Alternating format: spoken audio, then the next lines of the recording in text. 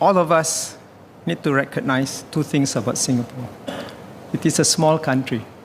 We may be a strong government, a strong country, but we are a small country.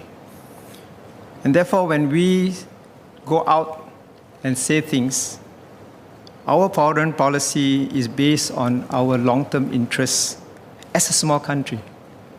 So it is to safeguard our independence, our sovereignty, our territorial integrity, our security, and all for the sake of our citizens.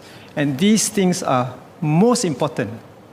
In fact, more important for a small country than a big country. So when we say things, I hope people understand the context upon which we say it. For example, our position on Israel has been consistent. We have said that from the start, Israel has a legitimate right to defend itself from acts of terror. But that's not just Israel, that's Singapore too.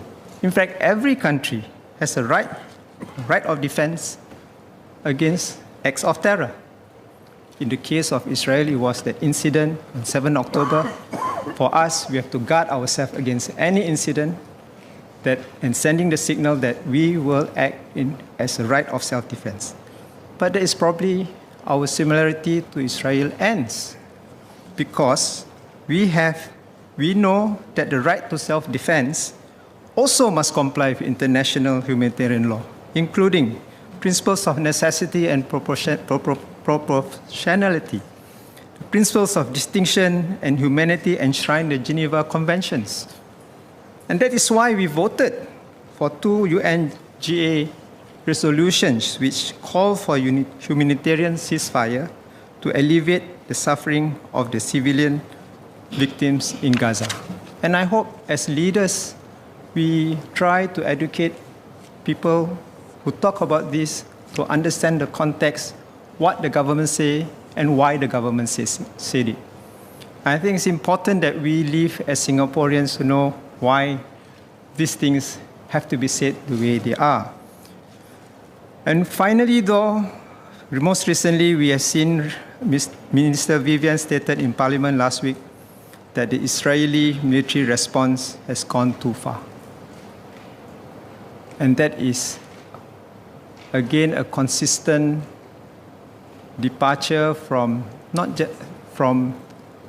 just calling the right for self-defense with the need to balance the right of human dignity and human rights too. Secondly, Singapore is not just a small country. Singapore is a diverse country. We are diverse, and if our solution to a small country is to be strong, our solution in being diverse is to be united.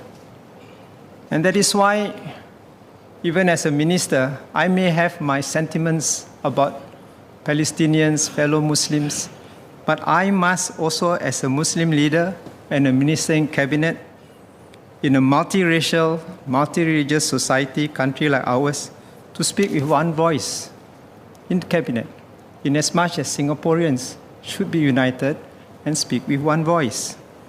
Because we need to protect Singapore's national interests, both domestically and internationally.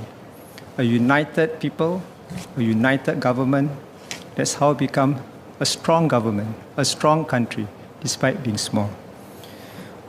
But I recognize that Singapore Muslims do have connections with the Palestinians. But we also should recognize that we are in a unique position, and often not the same situation as many other Muslim communities, especially when they are majority. And therefore, for us being diverse, we have to work together to preserve the peace between ourselves, never be driven, never be divided. And as I shared in the COS, our community thus far has proven themselves where citizenry is concerned.